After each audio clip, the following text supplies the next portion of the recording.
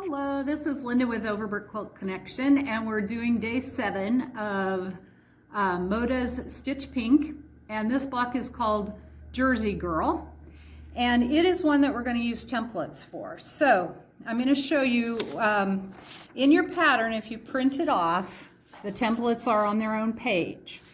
And you need, it says to check that that is 1 inch, and you do need to check that and put your ruler on it and make sure that all the edges touch 1 inch, because that will distort your templates, and that will also distort the overall project. So once you make sure that it's the right size, then you need to make your templates. Now you can simply cut them out of paper if you want, or you can use template plastic. And if you have anything that has a print, I would suggest using template plastic, because you can see through it. You could line up, if you have a design you want to line up and kind of fussy cut it, you can do that easier. Obviously, if you're using paper, you can't see through it, so you know it's not going to work. All right, so when you cut it out of your fabric, I like to draw around them, but then I'll line up a ruler on my drawn line and use my cutter, so then that way, you know, I don't have to use the scissors and cut, you know, every piece out. So the only edge of this that I wasn't able to use my ruler on was this inner edge, because it has just a little bit of a curve to it. All right, then the circle that goes in the center of the Dresden has the 1/4 inch seam allowance on it. So if you are going to applique it on by machine, where you're just going to stitch around the raw edge, you don't need to have that 1/4 inch seam allowance. If you're going to turn the edge under, then you need to cut it on the outside edge that has the seam allowance on it. All right, we're ready to start sewing our wedges together, and you fold them in half lengthwise. And I like to finger press them down a ways and make a crease there, because I'll use that later on. Then you're going to stitch across the end with a regular 1/4 inch seam. When you're done with that, you're going to you're going to trim it just a little bit, so you remove some of the bulk in the point when you turn it. Then you're going to turn it, and you need something to poke out the end. I'm using the purple thing, which you can get at the Overbrook Quilt Connection if you need one, but something that you can use to poke out your point so it's nice and sharp. Okay, then I like to open up my seam allowance with my fingers, and then I use my line that I finger pressed earlier as a center point for pressing the blades. Okay, and you'll complete all 20 of them.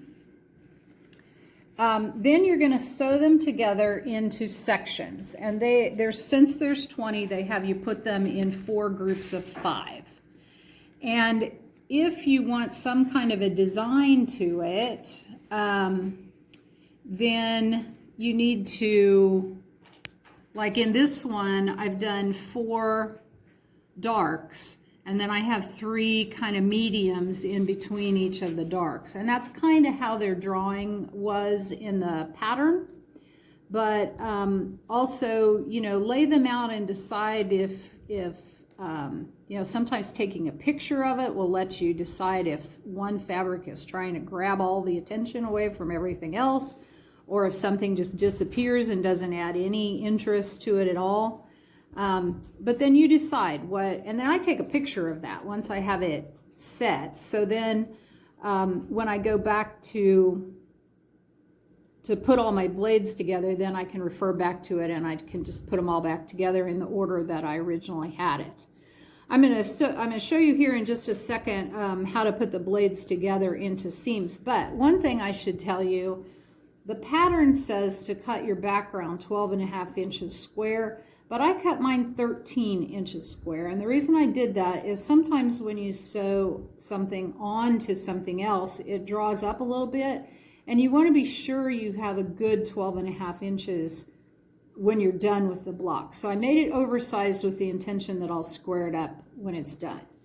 Okay, so to sew your blades to each other, you're going to take this folded edge and line that up evenly, and I put a pin there. And then I also, have my edges even all the way to the bottom. If you're going to have anything that's uneven, have it in on the inside, because that's going to be covered up eventually. But make sure these outsides are pretty even. And I backstitch at the top and I backstitch at the bottom. Then you can either press them all to the same side, so they're kind of going in a circle, or I pressed mine open. I did that because if there's thread tails, it's easy to cover up those thread tails and get them out of the way, so then they're not messing up when you're trying to add them to each other and do the outside edge.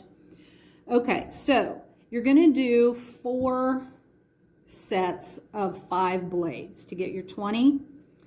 All right, to make sure you get it centered on your background, fold your background in half.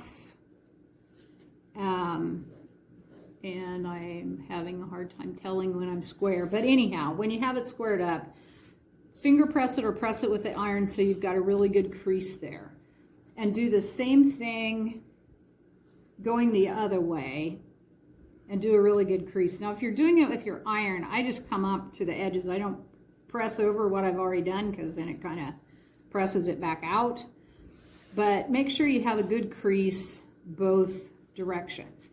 Then when you line it up, you have one blade that's in the middle of each of your 5, one point I should say that's in the middle. So put that on your fold and do the same thing with the next one. And wait a minute, let me back up a minute. I should have said, at this point, sew your 4 segments together so they're one continuous circle.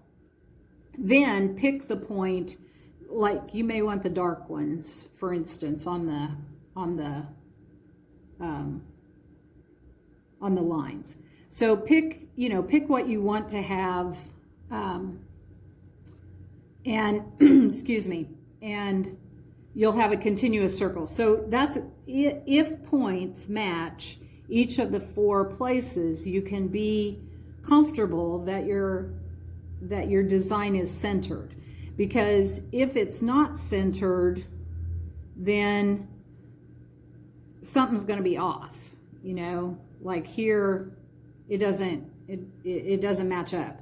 So when it's all in one continuous circle, you'll be able to match it onto the four pieces.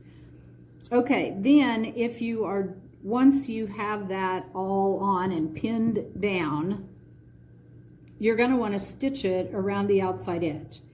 And to do that, you can use a straight stitch. You can sew it by hand if you want. You can use it like a blanket stitch or some other kind of decorative stitch, but you'll stitch up and down all those points all the way around.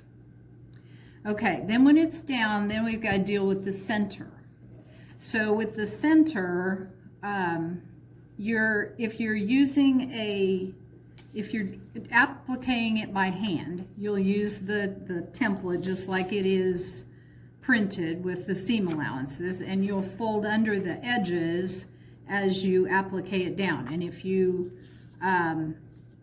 aren't familiar with appliquing, there's lots and lots of good videos that you can watch about how to do needle. You'll want to look for needle turn applique. If you just want to stitch it down by machine, then you'll need a 3-inch circle. I ended up finding a can in my pantry that measured 3 inches, so I used that as my guide.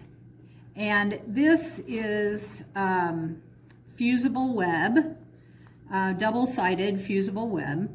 And so I just drew it onto the paper side of the fusible web, and then I ironed it onto my fabric. And then I will cut it around this drawn line and peel the paper off. So then this becomes a fusible piece that I will use to do my center. And I'll just fuse it down, and then I'll stitch around it with whatever the same stitches that I used here. Now you could do a turned edge and stitch it by machine also. Yeah, you know, your choice. So I'm going to go ahead and finish this up, and I will show you the finished block when it's done.